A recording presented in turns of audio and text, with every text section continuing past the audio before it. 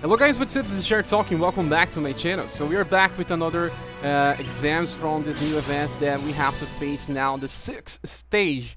Let me try to explain my strategies here. This stage is actually one of the hardest we've seen so far. We have to face these Impalas and they can do lots of damage. My strategy here was to try to bring slash damage with only Sophia being a healer.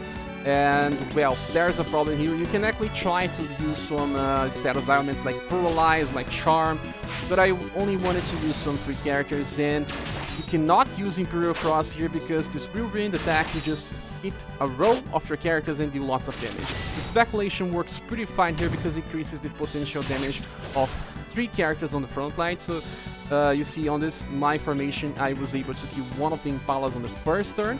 I will try to kill the second one and then just let this last one alive. Why I'm letting him alive? Because I want to save some VP. But he died on the same. Okay, so now we have even more Impalas. We have 4 Impalas, and this is where things can go south. I'm just using the same strategy: Mirage Blade with a load, Mirage Blade with Gathered, and Crescent Slash with my Alway. Because he can try to kill at least these 2 front lines, it may not work. I also have my Noel that can try to kill one of these Impalas. He paralyzed by using Blunt Strike, but it never happened to me, so maybe it's not that good of a decision. You see, Whirlwind will just deal so much damage if you are using Imperial Cross. That's why it doesn't really work on the stage. Yeah, Mirage Blade, and then we have Mirage Blade again. It's just trying to help always kill the frontal 2 enemies. Well, I don't know if we will be able to, but Noah will probably try to kill one of them now. It was not enough, but he got a buff for SDR. So now we don't have much things. We have to try to attack with normal attacks and try to kill at least one of those Impalas. It should be enough to kill one of them. I just hope it will be enough to kill 2 of them. So yeah, that was not enough, but Always just died. And Always just very important on this fight because he's one that deals the most damage. It also hits 2 enemies on the same time. We have to revive him here, while we also focus on trying to get overdrive with all the characters, without using all the BP. Because, you know, after this one, we still have more enemies to fight, and having overdrive will help us a lot. And another one is down. So that happens, do not worry. We have to kill at least one more Impala and slow down a little.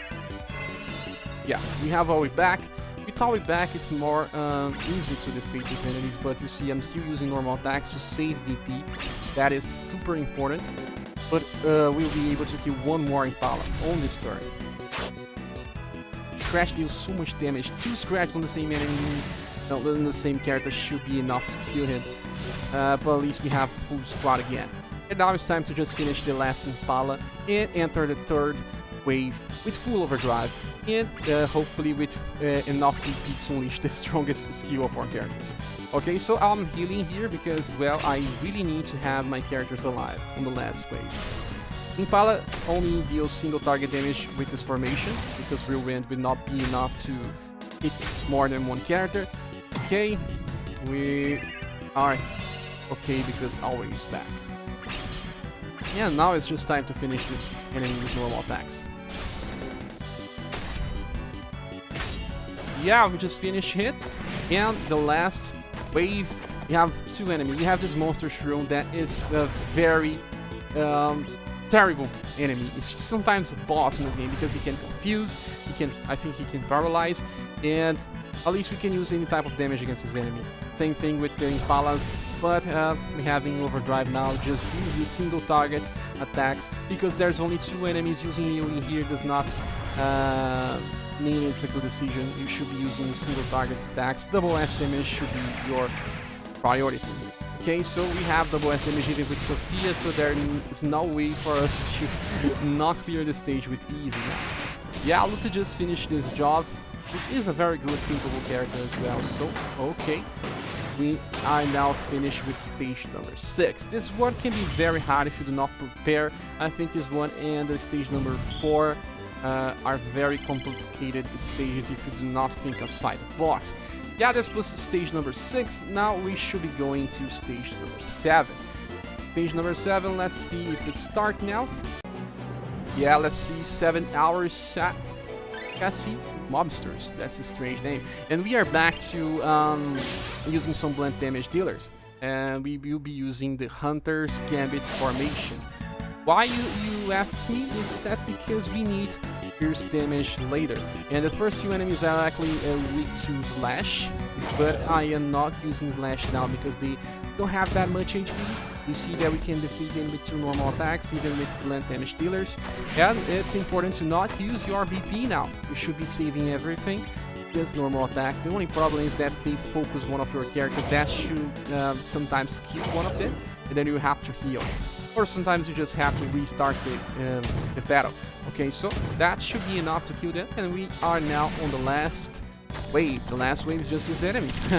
And this enemy is actually weak against Pierce. So this is why we are using Robin. Fake can be Christmas, Monica can be any other one. I also have Will here, so he can use Bone Crusher. We can use Sophia Bone Crusher as well. This version of Genie can also debuff, so that's another chance to debuff the boss. Debuff works really fine because it's all about STR damage this enemy. But we can also use, like, see here, Terry is just doing full damage, but Terry is not the main. The main damage dealer here is Robin, or any other pierce damage dealer that you can bring. You see how much damage this Robin can do here. Yeah, that's the highest we have on this squad. We are very close to 50% of this HP gone, but I think it's still like 55 or something like that. And now we still have some BP left. We don't have enough with Genie because Rock Splitter uses 10 BP. That's not good. If we had a skill that uses 9 BP, that would be enough for us to trigger on the first turn and on the second turn. But Genie couldn't because Rock Splitter is a little more close to being under double S damage skills. So we have to just wait a little more to kill him on the next turn. Sophia just died here, but do not worry. On this point of the fight, we can still win without worrying about Sophia. So we should just be using the strongest skill we can. And Rock Splitter again. We can finally use Rock Splitter again. Yeah, we've still not dance. Bone Crusher, normal attack, Rock Splitter, and then we will be using Kick Thrust with Robin. Robin should be enough. Yeah, and Robin was enough. Kick Thrust doesn't do anything close to Mega Thrust, but it was enough. So this was the 7th stage, Cassini something, I can read, mobsters. Cassini mobsters. We are facing the mobs. That's interesting. Now we have the stage number 8. Let's check stage number 8 is called Break Their Defense, and let's see which formation I use it this time. Let's see. I don't even remember. I have to check this out again. Oh, this time was the same formation, but a little different characters this time. I'm using Actor as well. You see, we have this Ogre, and this Ogre actually has a cover skill that can cover for the enemies that you attack. So if you are trying to attack one of these frontal enemies, he will take their spot and receive the damage. So we can take this in favor because he's still weak to pierce damage. I'm bringing Robin here, could be any other type of pierce damage. I will be using Mega Thrust, so he will try to cover damage and receive full damage from pierce. Actually, the Goblins are weak to slash instead of pierce. So we use Mega Thrust, already thinking about the boss taking the cover and receiving pierce damage. You see the Goblin is almost dead, but the boss actually has a little more HP. See, Mega Thrust cannot hit the boss because he's on the back lines, but because he will try to cover for the enemy, that means that I can still attack him. And sadly, our actor is dead. We will have to revive him, but it's just fine if the goblins are already very close to being dead. We should just focus on trying to kill one of them at a time. Second turn is time for you to kill at least 2 of these goblins, if you can.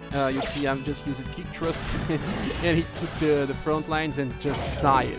And now we have to just try to defeat these 2 goblins. These 2 goblins will be easier to attack, but they still have a lot more HP because they were not the central of my focus of damage.